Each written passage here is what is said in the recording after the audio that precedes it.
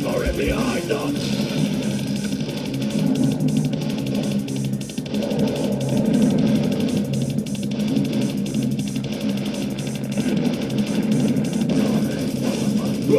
Under us, inner voice told us, music fixed us, spark ignite us.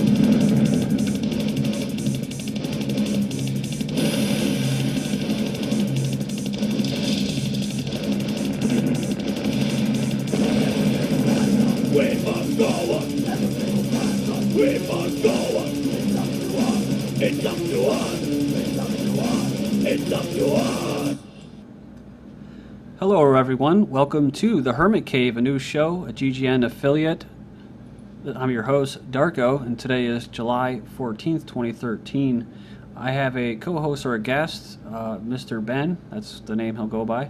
And today we'll be discussing chemtrails, what most people call chemtrails, but we'll get into the nitty-gritty about what these things are actually called, the patents for it, for what the experts call geoengineering and weather modification, terraforming.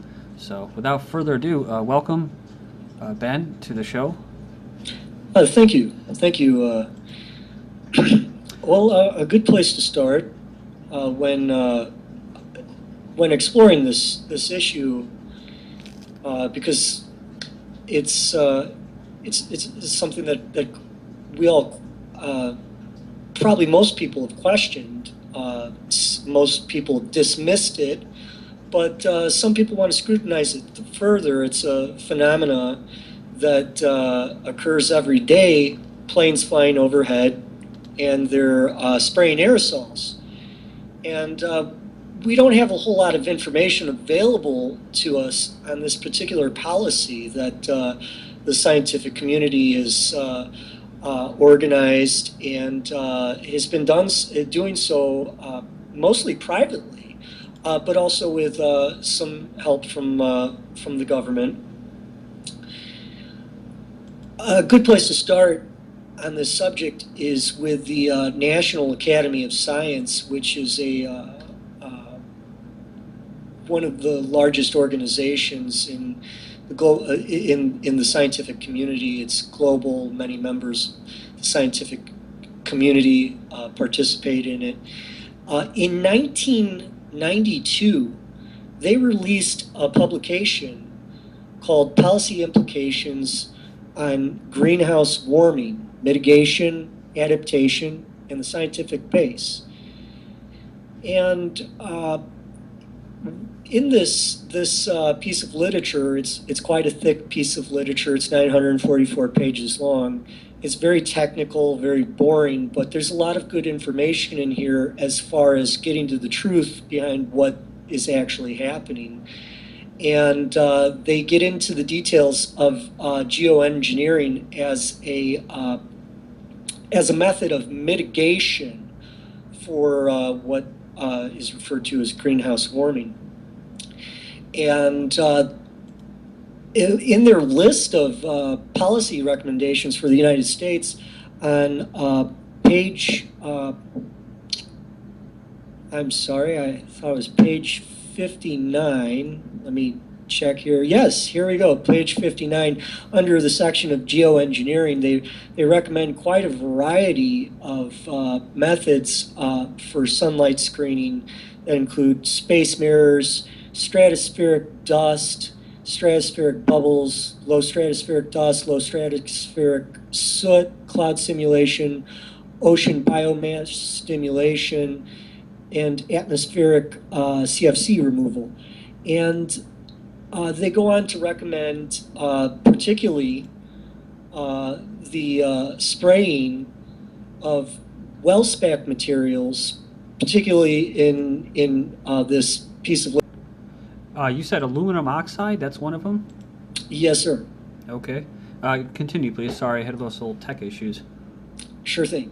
Aluminum oxide, and they recommended as a mitigation method for greenhouse warming. You said this is with the materials that they're using, these particles are very cost effective, right? Yes, yes, they are. They actually praise it for its cost effectiveness, and I wish I could find the ratio. I if you look through the book, you can find it, but the ratio was something that was really rather mind blowing. I want to say it was like $1 per every 1,000 pounds of aluminum oxide that they sprayed. So it was extremely cost effective. So just I want to stop right there, Ben, and just kind of look at this from someone who either doesn't know about it or does know about it. The big question, of course, is consent, and nobody has really consented to this, and we're told that it's going to be done in the future. They're looking at all these crazy ideas. They usually use these really vague words as salts and spray ocean water, and it's really just an insult to all of our intelligence when we look up and we see that it's already taking place. So we talk about cost effective. We're talking about tax dollars coming from people who have not even consented to this. So it's amazing how these people get together and say, well, let's try to do this the efficient way as possible without telling the public. They somehow they care about saving the taxpayer money. Really, they're just trying to. They want more money to do something else, to other projects. That's how they think. Yeah. Because if they yeah. cared about saving you money, they would have told you first or asked you first whether they can do this with your money. So I'm sorry if I interrupted you, but I just want to. No, that's quite all right, and that's quite a reflective statement on the power structure of our government system that we live under, where we don't really give our consent in the policies that are being carried out, and this is quite a blatant act of what you could call it even goes farther beyond manufacturing consent and engineering consent. This goes into the realm of we didn't even ask you. we didn't even bother to ask you, let alone tell you about this. So it just, you kind of wake up one morning 20 years ago and it's like, well, hey, what is this? What's going on here? Yeah, so you have to kind of doubt the moral motivation behind this, as if they're trying to save the food supply and protect our water and stuff like that. Yeah, specifically this idea that they're protecting us from global warming. And what's particularly the slap in the face about this is that they're recommending the spraying of well-spec materials, and this we can get into this more with the patent that comes from Howard Hughes aircraft company that was applied for in 1991, and this patent goes under the name of stratospheric well-spec seating for reduction of global warming, and it describes a method for reducing global warming resulting from the presence of heat-trapping gases in the atmosphere. And it goes on to recommend, you don't have to go very far down, it goes on to recommend specifically two well-spec materials, aluminum oxide and thorium oxide. Now, if you do a quick search, a little background on well-spec materials, specifically thorium oxide is a radioactive material.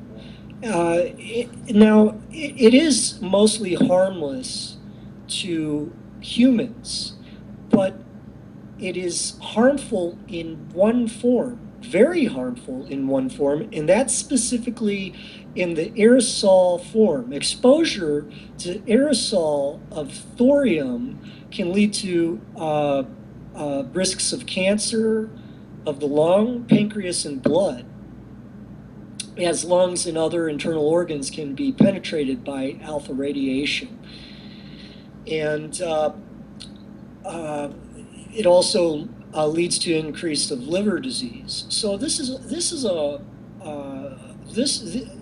materials, including aluminum, which is known. It's been known for a long time that aluminum has damaging neurological effects. So what you're talking about is we're not going to really know the effects if they are taking place now, such as the common thing is the common symptom or disease that it's called Morgellons disease, and a lot of people have been afflicted by this.